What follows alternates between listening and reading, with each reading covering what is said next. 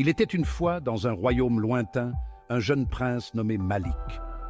Ce royaume était connu pour sa beauté et sa prospérité, avec des collines verdoyantes, des rivières scintillantes et des forêts denses.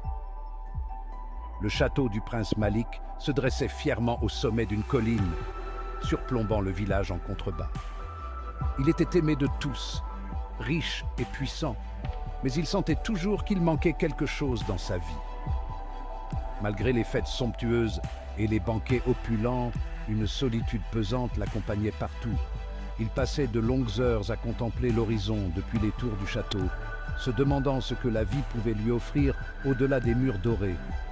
Un jour, désireux de découvrir la vie en dehors des murs du palais, il décida de se promener discrètement dans le marché du village, habillé comme un simple villageois. Il voulait sentir la vie quotidienne, entendre les rires des enfants et voir les sourires des gens ordinaires. Il espérait trouver ce qui lui manquait tant. En flânant entre les étals, Malik aperçut une jeune fille en train de vendre des fruits. Elle s'appelait Amina. Elle avait des cheveux noirs comme l'ébène et des yeux brillants comme des étoiles. Sa présence semblait apporter une lumière particulière au marché. Ses vêtements étaient simples, mais son sourire illuminait tout autour d'elle. Elle portait une robe modeste, mais sa grâce naturelle et son charme étaient évidents pour tous ceux qui la croisaient. Les enfants courèrent vers elle, et elle les accueillait avec des friandises et des mots doux. Elle riait avec les passants, et sa gentillesse semblait toucher chacun d'eux. Les villageois l'adoraient, et elle connaissait chacun par son nom. Elle écoutait leurs histoires, partageait leurs joies et leurs peines, et offrait toujours un mot réconfortant ou un sourire chaleureux. Intrigué, Malik s'approcha pour acheter un fruit. Il voulait en savoir plus sur cette jeune femme qui semblait si différente des autres. Il choisit une pomme rouge et brillante et s'approcha de l'étal d'Amina.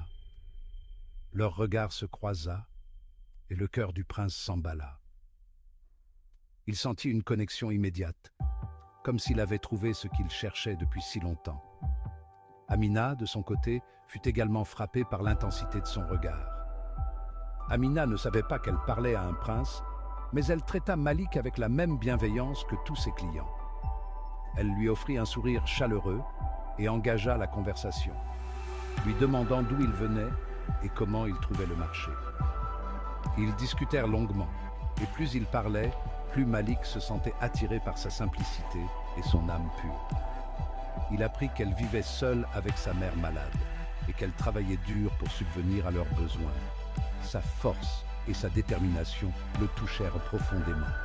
Chaque jour, le prince revenait au marché pour la revoir sous couvert de son déguisement. Il attendait avec impatience ces moments passés avec elle où il pouvait être lui-même, loin des attentes et des responsabilités de la cour. Ils riaient, partagèrent des histoires et, petit à petit, Malik tomba éperdument amoureux d'Amina. Il aimait sa joie de vivre, sa générosité et sa capacité à voir le bon en chaque personne. Il savait qu'il avait trouvé quelqu'un de spécial, mais il savait qu'il devait lui révéler la vérité. Il ne pouvait pas continuer à lui mentir, même par omission. Il craignait sa réaction, mais il savait que leur amour ne pouvait être basé sur des mensonges. Un jour, il prit son courage à deux mains et lui avoua « Amina, je ne suis pas un simple villageois. Je suis le prince Malik. » Il attendit, le cœur battant, redoutant sa réaction.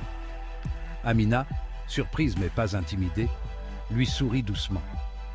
Elle prit un moment pour assimiler l'information, puis leva les yeux vers lui avec une expression de compréhension. « Peu importe qui tu es, prince ou villageois, ce que j'ai appris à aimer, c'est ton cœur, pas ton titre. » Ces mots résonnèrent profondément en Malik, dissipant toutes ses craintes.